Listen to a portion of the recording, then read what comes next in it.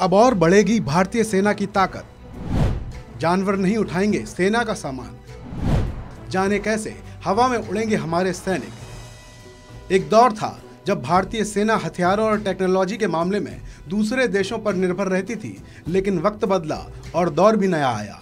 अब भारत को अपनी ज़रूरतों के लिए किसी और के सामने हाथ नहीं फैलाने होते हैं, या ये कहें कि हम अपनी ज़रूरतों को पूरा करने में सक्षम हैं। बात करें ड्रोन सिस्टम की, तो अब हम कई देशों से आगे निकलने वाले हैं। पिछले 1 साल के अंदर भारतीय सेना ने दुश्मन ड्रोन सिस्टम के खिलाफ कार्रवाई करने के लिए काउंटर ड्रोन सिस्टम को मजबूत किया है। इसके साथ ही निगरानी के मकसद से कई स्वदेशी ड्रोन सेना को मिलने जा रहे हैं, जिसकी प्रक्रिया शुरू हो गई है। संवेदनशील इलाकों की निगरानी बहुत ही प्रभावी ढंग से की जाती है। यही वजह है कि अपनी युद्ध की क्षमता को और बढ़ाने के लिए 130 आधुनिक ड्रोन प्रणाली खरीद की प्रक्रिया शुरू की गई है। इन बंधे ड्रोन को बाय इंडियन के तहत फास्ट ट्रैक प्रक्रिया में आपातकालीन खरीद में खरीदा जा सकता है। इसमें सेना के आपात खरीद के जरिए 48 जेट पैक सूट खरीदने के इच्छुक लोगों से अनुरोध पत्र मांगा गया है। बंधी ड्रोन प्रणाली में ऐसे ड्रोन होते हैं जो जमीन पर स्थिर टीथर स्टेशन से कनेक्ट होते हैं। ये दृश्य सीमा के बहुत दूर तक लक्ष्य की निगरानी लंबे वक्त तक कर सकते हैं। जानकारी के अनुसार सेना ने कहा है कि हर ड्रोन प्रणाली संयुक्त इलेक्ट्रो ऑप्टिक इंफ्रारेड पोलैड के साथ 2 हवाई वाहन, 1 वीडियो टर्मिनल और generator set, 1 battery charger, 1 extra battery प्रति ड्रोन और 1 अतिरिक्त बैटरी शामिल होगी। सिस्टम में न्यूनतम 60% स्वदेशी सामग्री होना जरूरी है और जिसे बाय इंडिया श्रेणी के तहत खरीदा जाएगा।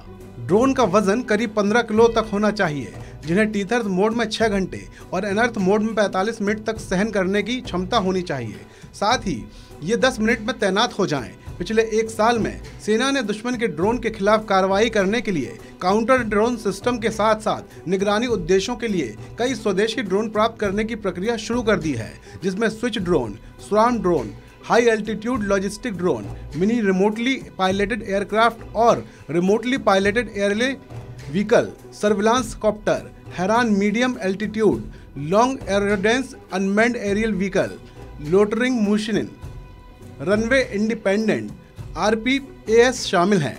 कुल मिलाकर लगभग 2000 ड्रोन सेना को मिलेंगे। अनुरोध पत्र में सेना की ओर से कहा गया है कि रोबोटिक म्यूल 4 पैरों वाला होना चाहिए, जो विभिन्न इलाकों में चलने में सक्षम हो। इसके अलावा उसमें खुद को ठीक करने की क्षमता हो। एक और अनुरोध पत्र में सेना द्वारा मांग की गई है कि वो ऐसे जेट पैक सूट खरीदना चाहती है जो किसी व्यक्ति को 3000 मीटर की ऊंचाई पर रेगिस्तान, पहाड़ों और ऊंचाई वाले क्षेत्रों में सुरक्षित रूप से उठा सकें।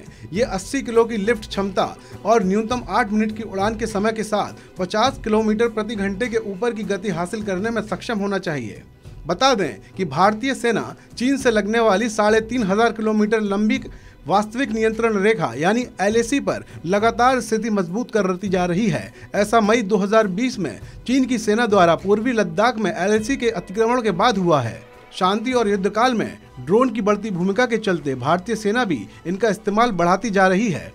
पता चला है कि रक्षा अनुसंधान एवं विकास संगठन DRDO कई तरह के ड्रोन के विकास पर कार्य कर रहा है। इस खबर में अभी इतना ही। आप बने रहिए वन इंडिया के साथ।